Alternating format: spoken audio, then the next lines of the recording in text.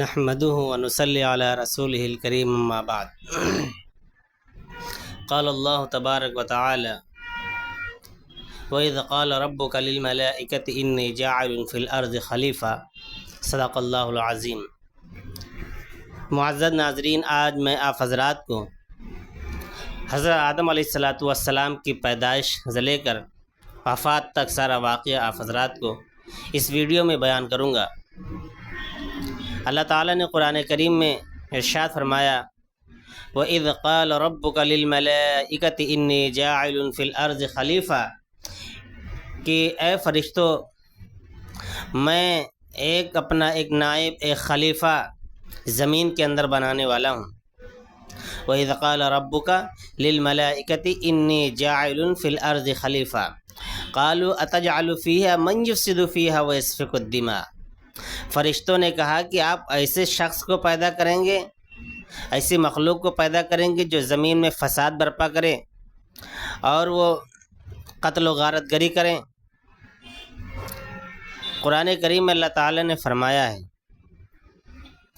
اور آپ کو معلوم ہوگا کہ آدم علیہ السلام کی جو پیدائش ہوئی ہے وہ مٹی کی خمیر سے ہوئی ہے۔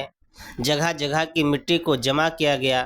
اللہ نے فرشتوں کو حکم دیا کہ جگہ جگہ سے، ہر جگہ سے مٹی لے کر آؤ۔ فرشتے لے کر آئے، پھر اس کو گوندھا گیا، پھر آدم علیہ السلام کا مجسمہ بنا کر تیار کیا گیا۔ پھر اس کے بعد میں اللہ تعالیٰ نے اس کے اندر روح پھونکی اور فرشتوں سے مشورہ لیا۔ حالانکہ اللہ تعالیٰ کسی کے مشورے کے محتاج نہیں ہے، لیکن اللہ تعالیٰ نے بطور اعزاز فرشتوں سے کیا مشورہ لیا۔ فرشتوں نے جواب دیا کہ اے اللہ، ہم تو آپ کی عبادت کے لیے کافی ہیں، ہم تو آپ کی سجدہ کرنے کے لیے کافی ہیں۔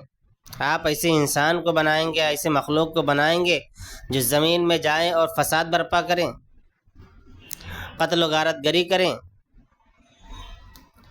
اللہ تعالیٰ نے کہا انی اعلم ما لا تعلمون، اے فرشتوں، جو میں جانتا ہوں وہ تم نہیں جانتے ہو۔ اللہ تعالیٰ نے پھر حکم دیا اے فرشتوں، آدم کو سجدہ کرو۔ فسجد الملائکہ، فرشتوں نے سجدہ کیا۔ ابا واستکبر وکان من الکافرین، کیا ہے؟ ابلیس نے سجدہ کرنے سے انکار کر دیا، اور اس نے اللہ سے کہا کہ اے اللہ، میں تو اس سے بہتر ہوں، کیونکہ آپ نے آدم کو مٹی سے بنایا ہے، مٹی کا مادہ ہے نیچے جانا، اور مجھے آگ سے بنایا ہے، میرا مادہ ہے اوپر اٹھنا۔ تو میں اوپر ہوں، میں اعلیٰ ہوں، میں ادنا کی میں سجدہ نہیں کر سکتا۔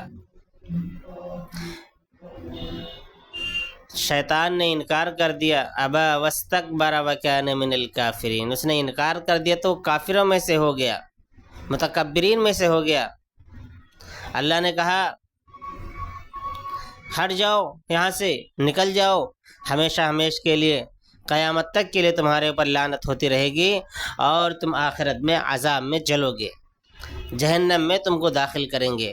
اسی وقت سے شیطان آدم علیہ السلام اور ان کی اولاد کا دشمن ہو گیا۔ آج جو گناہ برپا ہوتے ہیں وہ شیطان ہی کرواتا ہے۔ شیطان نے اللہ سے عہد لیا کہ اے اللہ، مجھے اجازت دیجئے، مجھے یہ طاقت دیجئے کہ میں لوگوں کے نظروں سے اوجھل ہو سکوں، اور میں ان کو، آدم کی ذریت، آدم کی اولاد کو بہلاؤں، پھسلاؤں، میں ان کو غلط راستے پر ان کو دعوت دوں گا۔ اللہ نے کہا جا، جو تیرا فرما بردار ہوگا وہ تیری طرف آئے گا، جو میرا فرما بردار ہوگا وہ ہماری عبادت کرے گا۔ اس طریقے سے اللہ تعالیٰ نے آدم علیہ السلام کو پیدا کیا، پھر اس کے اندر روح پھونکی، اور پھر کیا ہے، وہ ایک انسان بن کر تیار ہو گئے، جنت میں رہنے لگے۔ جنت میں رہنے لگے تو شیطان نے وہاں پر کیا ہے، مائی حوا سے کہا لا تقرب هذه الشجرہ، اللہ نے کہا کہ اے آدم، اس درخت کے قریب مت جانا۔ نہیں گئے۔ گندم کا درخت تھا، غالباً مفسرین نے لکھا ہے نہیں گئے۔ پھر اس کے بعد مائی حوا سے آیا، اس نے کہا اگر اس درخت کو کھا لو گے تو ہمیشہ ہمیشہ کے لیے جنت میں رہو گے، نہیں کھاؤ گے یہاں سے نکال دیے جاؤ گے ایک دن۔ مائی حوا نے اس کو کھا لیا، آدم علیہ السلام کو بھی کھلا دیا۔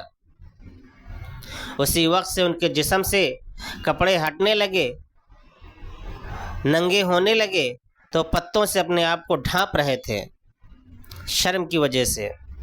اللہ تعالیٰ نے کہا قُلْنَا اهْبِطُوا مِنْهَا جَمِيعًا، آپ دونوں یہاں سے اتر جائیے۔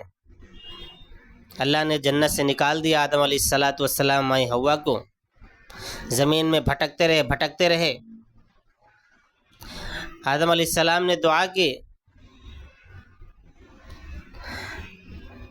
اور مائی حوا بھی بھٹکتی رہی۔ آخرکار میں میدان عرفات میں دونوں کی ملاقات ہوتی ہے۔ پھر وہیں سے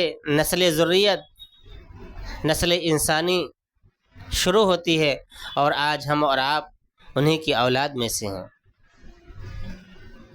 آج ہم اور آپ آدم علیہ السلام کی اولاد میں سے ہیں، وہیں سے انسانی ذریت کا آغاز ہوا ہے۔ پھر اس کے بعد میں اللہ تعالیٰ سے بہت ساری دعائیں کی، توبہ استغفار کیا، اللہ نے توبہ قبول کیا۔ میرے دوستو، تو اس طریقے سے آدم علیہ السلام کی پیدائش کا آغاز ہوا، اس طریقے سے آدم علیہ السلام کو پیدا کیا گیا۔ آج یہی انسان ہے جس کو اللہ تعالیٰ نے اپنا خلیفہ اور نائب مقرر کیا ہے۔ اللہ نیک بندوں کو اپنا خلیفہ بناتا ہے، اور آپ کو معلوم ہے